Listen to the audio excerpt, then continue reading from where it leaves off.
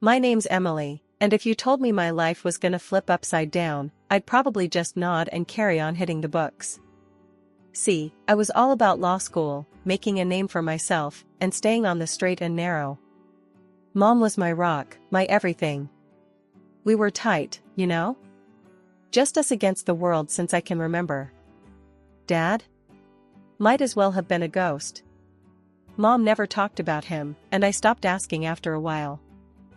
Fast forward to me hitting 22, things were looking up. Grades were solid, and I was on track to graduate with honors. Then, out of nowhere, life decided to throw a wrench in the works. Mom died in a car accident. Just like that, she was gone. I was gutted, lost, didn't know up from down. I stumbled upon this old photo. It was her, younger, happier, with some guy. And there was this note, all crumpled and yellowed with age.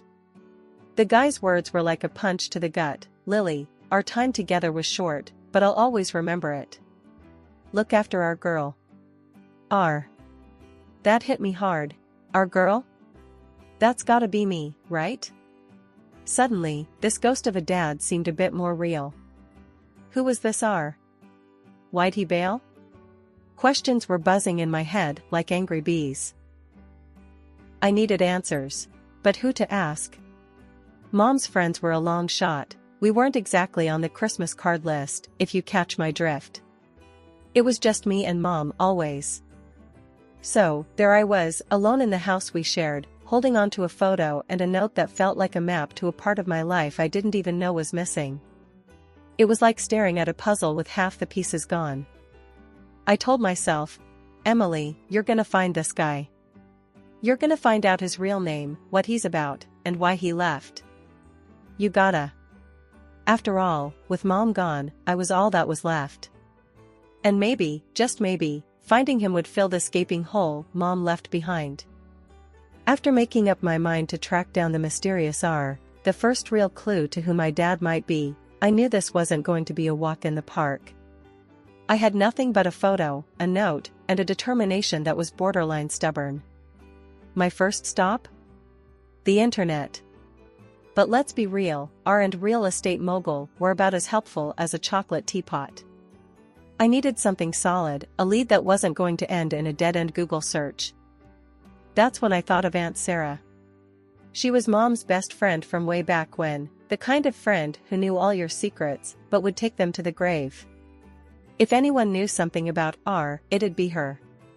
Problem was, Aunt Sarah was as tough as old boots and about as approachable as a bear with a headache.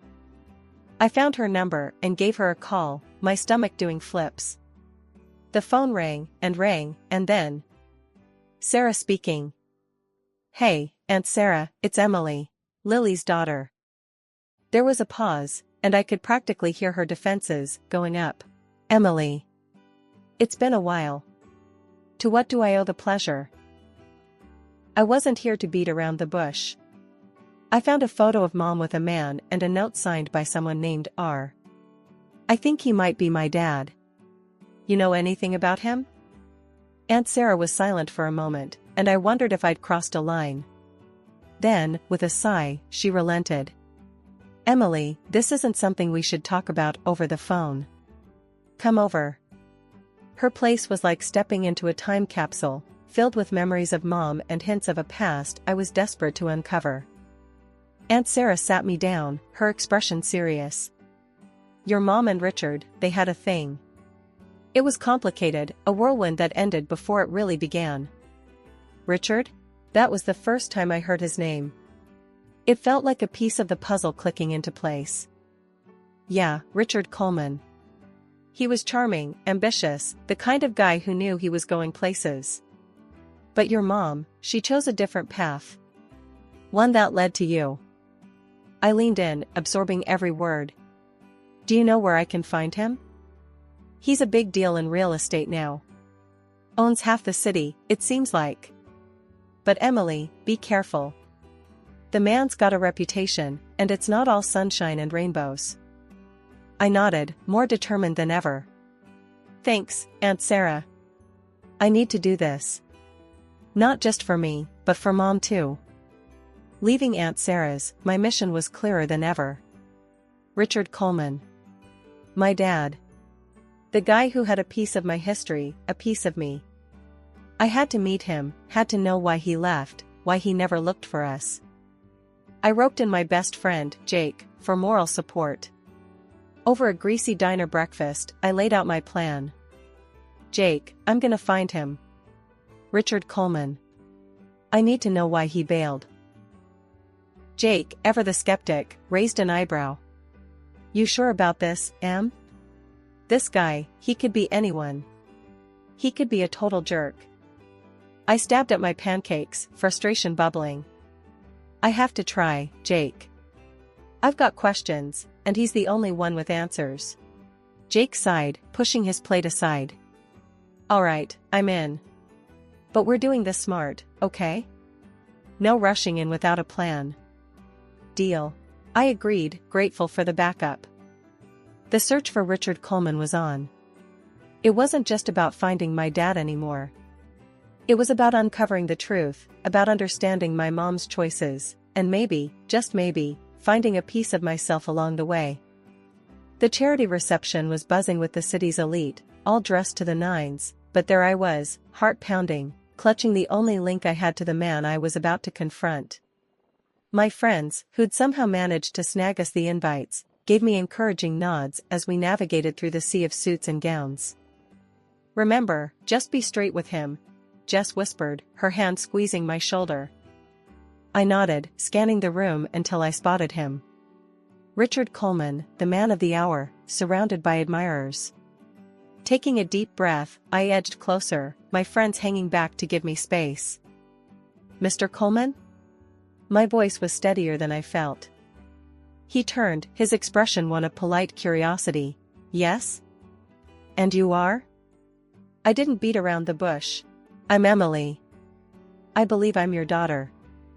I thrust the photo and note toward him, my hands surprisingly steady. The crowd around us seemed to fade into the background as he examined the items, his surprise unmistakable. This is quite the claim, he said, eyeing me with a mix of skepticism and interest. Follow me.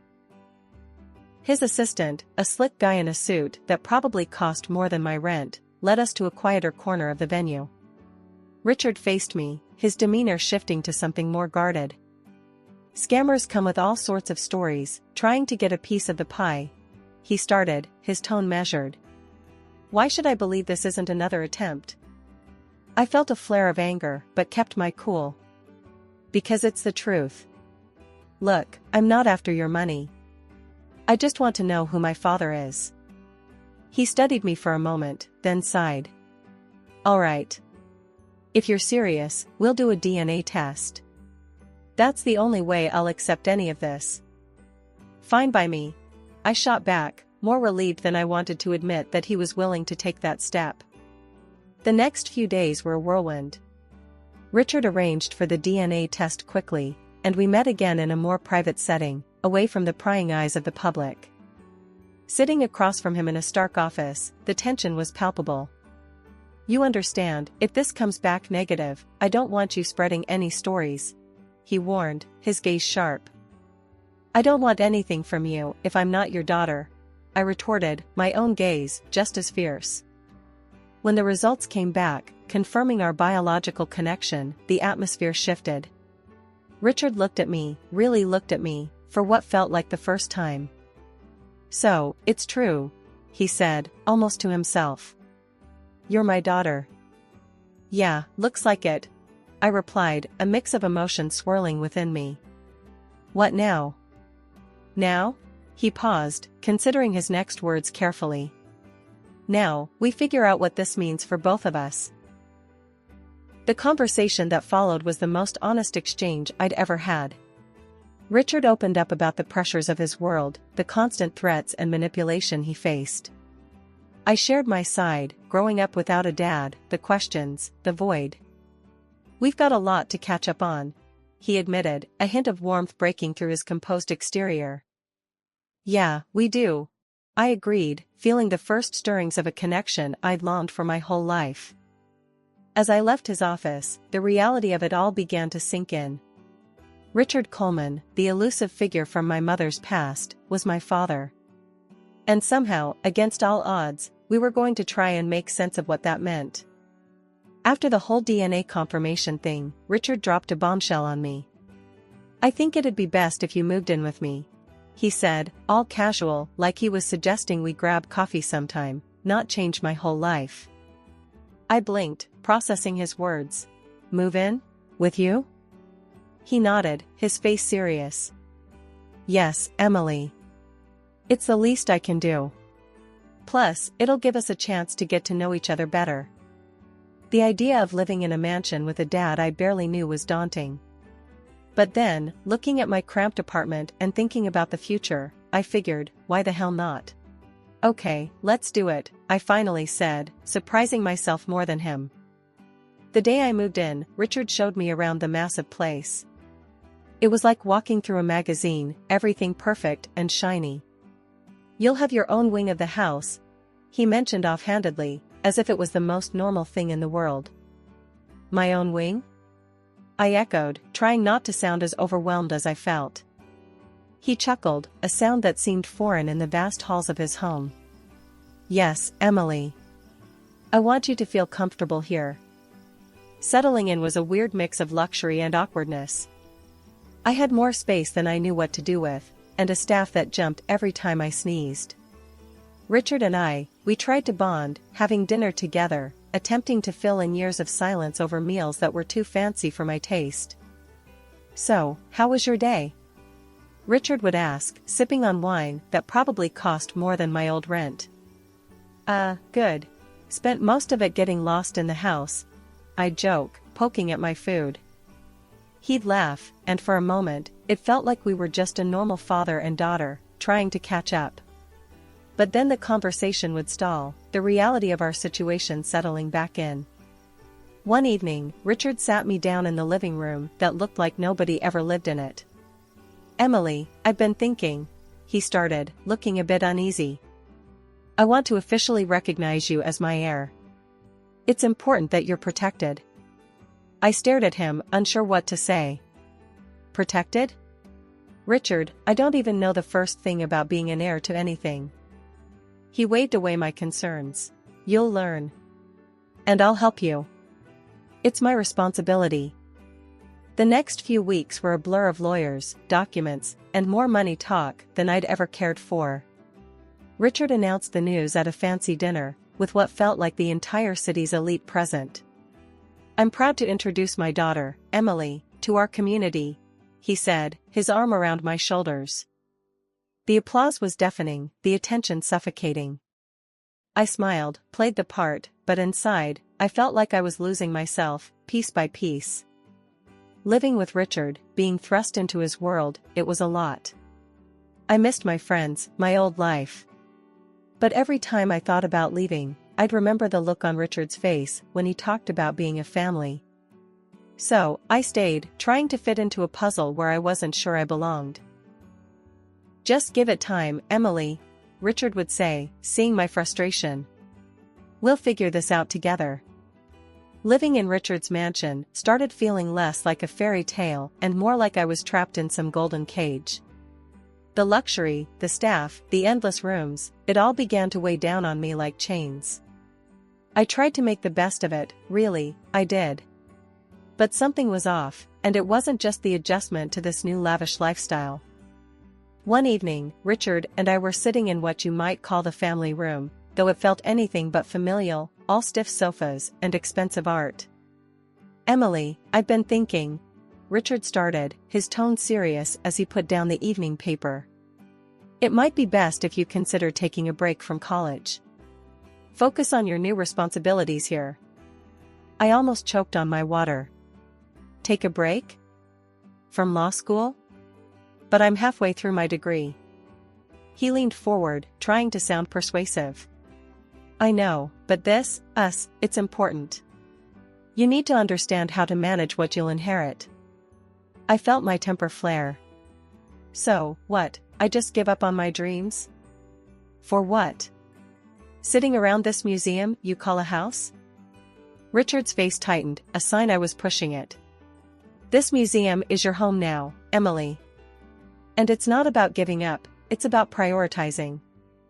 The conversation went downhill from there. I stormed off, feeling more prisoner than daughter.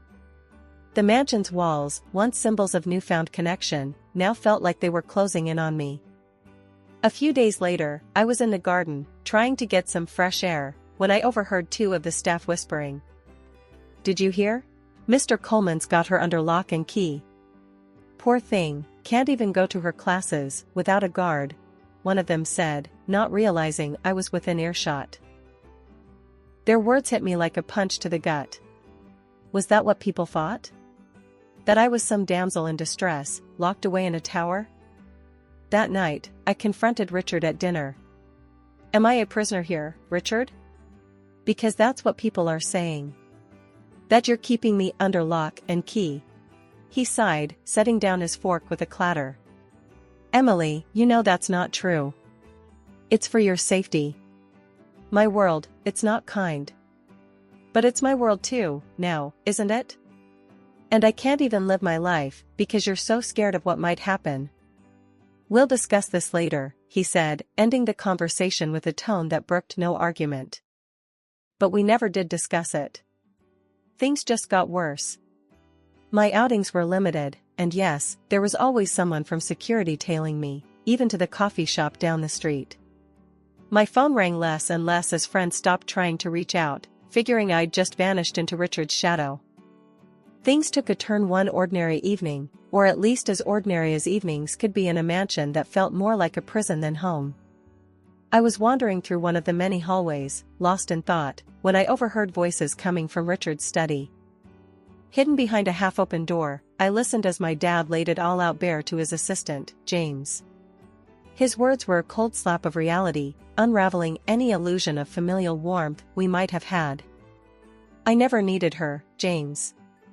Her mother? That was nothing. And Emily, she's just a piece in this chess game," Dad confessed, his words like daggers. James, ever the sycophant, just nodded. "And transferring the assets to Emily?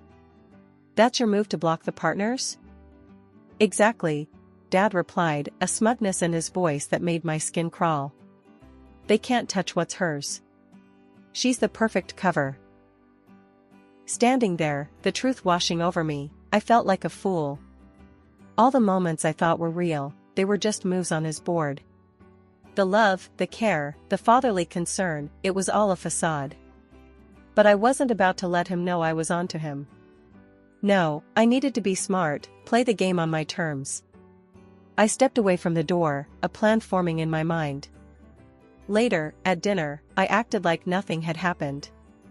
Dad was going on about some deal he was closing, the usual business talk. I nodded along, inserting the occasional "that sounds interesting, Dad," keeping up the charade. "Emily, you've been quiet. Everything all right?" he asked, his eyes scrutinizing me over his glass of wine. I forced a smile, playing the doting daughter. "Just tired, I guess. It's all a bit overwhelming, you know, the inheritance, the sudden change." He relaxed, buying into my act. "You'll get used to it, Emily. It's all for the best." I nodded, keeping my face neutral. "I know, Dad. I'm grateful, really." I started gathering information, listening in on conversations, and taking note of Dad's dealings. It was risky, sure, but I needed ammunition. James, the assistant, was my best bet. He knew the ins and outs of Dad's business, and if I could just get him to slip, to give me something tangible, I'd have a shot at breaking free from this gilded cage. One afternoon, I found my chance. James was in the library, papers scattered around him, looking more frazzled than usual. "James, can I help with anything?" I offered, my tone casual, innocent. He looked up, surprised. "Oh, Emily, no, it's just some boring paperwork. Nothing you'd be interested in." I smiled, inching closer. "Try me. Dad keeps saying I should get more involved, learn the ropes." James hesitated, then shrugged. "Well, there's this contract negotiation, that's been a headache." Your father's trying to outmaneuver his partners, keep them from claiming more than they're owed. Bingo. Sounds complicated. Dad's always one step ahead, though, isn't he? James chuckled, letting his guard down. Always. He's got a knack for finding loopholes, protecting his interests. Like making you the primary heir, for instance. Genius move. I filed that away, every piece of information a weapon in my arsenal. Yeah, Dad's full of surprises, I said, my voice laced with a bitterness I hoped James didn't detect. I reached out to the one person I knew could help me navigate through this mess, Professor Harris, my law teacher and someone I deeply respected. I waited until the mansion was quiet, ensuring no one would overhear our conversation. With a shaky hand, I dialed his number, my voice barely a whisper as I explained the situation. Professor Harris, it's me, Emily. I need your help, I said, my heart pounding in my chest. Emily, what's going on? You sound distressed, he replied, his voice laced with concern. I took a deep breath, steadying my nerves, before I spilled everything. My dad, he's been using me. It's all a sham, to protect his assets from his partners. I need to expose him, but I can't do it alone. There was a brief pause before Professor Harris responded, his tone now firm with resolve. Don't worry, Emily. We'll gather the evidence you need. I'll reach out to some contacts, journalists, private detectives, and even those business partners your father is trying to deceive. We'll bring his machinations to light. With a plan in motion, I felt a spark of hope for the first time in weeks. I started to collect evidence from within the mansion. It was risky, but necessary. I photographed documents when no one was watching, capturing contracts, agreements, anything that could prove my father's deceit. I also managed to secretly record audio and video of conversations where he detailed his plans, unaware that his own daughter was about to turn the tables on him. 2 months passed in a blur of secrecy and silent rebellion.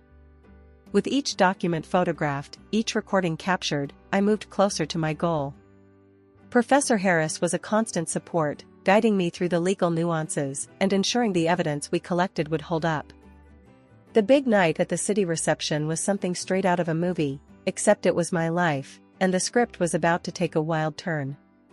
Dad had set this up as my grand debut to the social elite, handing me a speech he'd prepared, expecting me to sing praises about our perfect family and his philanthropic business ventures. But I had a different plan. Standing at the podium, I could feel the weight of every gaze in the room, reporters, politicians, the city's who's who, all waiting for the daughter of the great Richard Coleman to speak. My hands trembled, not from fear, but from the adrenaline of what I was about to do. Distinguished guests, I began, my voice steady as I glanced down at the speech Dad wrote, then pushed it aside. Tonight, I'm supposed to tell you about my father's generosity and business acumen. But the truth is far from it. You could have heard a pin drop. I saw Dad's face change from pride to horror in an instant. I stand before you not to praise, but to expose Richard Coleman for what he truly is, a fraud. I laid everything out, every piece of evidence I had gathered, every lie, every deceitful act. The room erupted into chaos, reporters scrambling, government officials whispering in shock. Dad tried to intervene, to discredit me, but the truth was undeniable. She's lying. Emily, stop this nonsense at once, he shouted, but his voice was drowned out by the uproar. The aftermath was a whirlwind. Investigations were launched, and I was placed under protection as the case against my father unfolded. It was grueling, reliving the deception in court, but I stood my ground, bolstered by the truth on my side.